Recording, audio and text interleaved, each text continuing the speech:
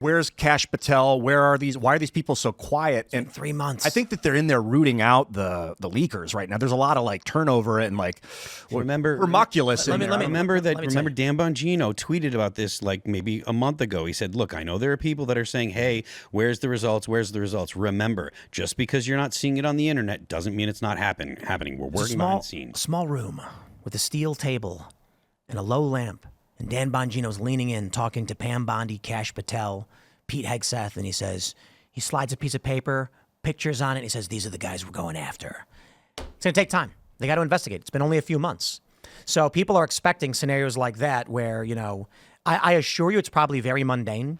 Cash is going to walk into the office and Dan's going to be there and be like, oh, can you take a look at this form? He's going to look and it's like, oh, okay, so this guy was leaking to the press. It's like, okay, that's really bad. All right, let's go over this. It's probably very mundane, and they're probably working. There's a lot of paperwork. But also, if you really do think there's a deep state, Cash and Dan aren't going to come out and just like, here's a list of names of people we're going after. We've built a case in 3 months. We walked in the door. We had all the evidence. We were done. Nah. I think they're working on. I talked with Gorka about this. We're putting that interview up tomorrow. But he was basically like, Cash was a victim of this, and Dan has dedicated himself to weeding out this corruption. It will happen. And I asked him, I was like, you're basically warning the deep state right now. We are coming for you. It's like, they know. Of course they know. Mm-hmm. So I give them all the benefit of the doubt that I can muster up. They've got 4 years to do something, but I really do expect something to happen within this year. I could see them for 2 years. All they're really, the FBI, that's the FBI's job, is to weed out internal corruption, more or less, solve internal crimes and things. 2 years of this. And I'm concerned a little bit about the Trump administration's, their whole purview and like what they're going to be able to accomplish. Because then the rest of the time they're just worried about, it's like they're trying to put out fires. They're trying to fix problems, bloated governance, mass illegal immigration, which is like, if you let them in illegally, how are we supposed to get them out legally? You let them in illegally. Like, so Trump's toying with like, we're not going to even have trials for these people. Did you know that they don't get trials to begin with? Illegal immigrants, do they have to, what I thought was like immigration courts? No? Immigration court is for people who have visas and came here legally and then are facing an end of their visa or a violation of the terms of their immigration. People who come here illegally, like crossing through the border, get what's called expedited removal. They don't even get a hearing. They are taken. Is determined by ICE. That is the normal legal process. So Donald Trump said, why would we give them trials? We don't have time for that. And the media is twisting it and trying to create the impression among the American people that trials are a normal thing that happens for all illegal immigrants, which has never been the case. The only people who get the Supreme Court has argued specific hearings for those under the Alien Enemies Act, because those people are going to a prison and not simply being deported. Trump still has full authority to deport anybody under expedited removal processes, which is if ICE determines that you're an illegal immigrant, bye. That's it.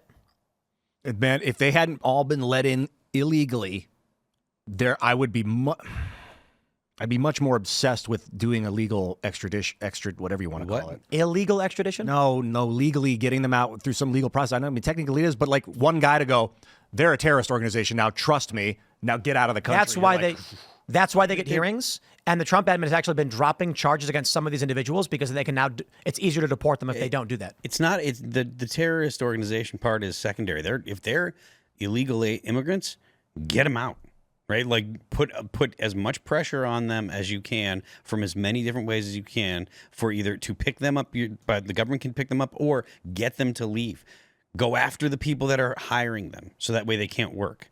Put a couple businesses out of business because they hired too many illegals, and that'll fix your problem with hiring illegals real quick.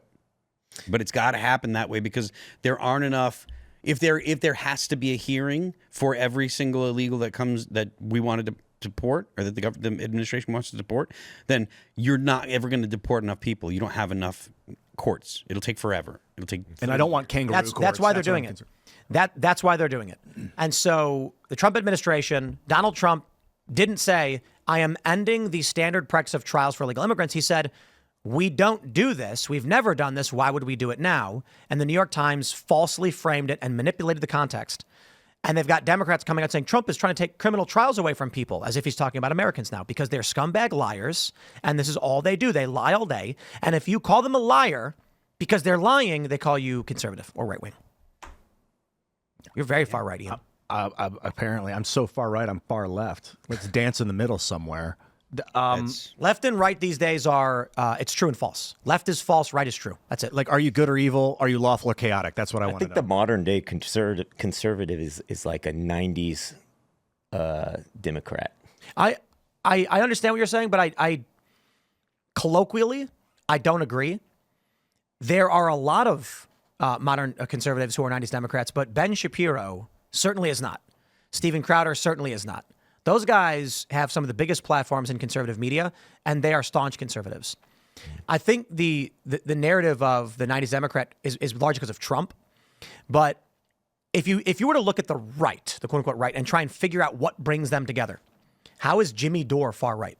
I'm not kidding. They call the leftists call him alt right and far right. Mm-hmm. The dude's a literal socialist. He advocates for socialist policy. He's right wing because he believes in the truth. Because he'll tell you like Trump never did that. And then they go, oh, you're defending Trump. And he's like, no, I'm telling you the truth. And they're like, that's right wing. Thanks for checking out this clip from Timcast IRL. Make sure to watch the show live Monday through Friday at 8 p.m. Subscribe to this channel, and we will see you all there.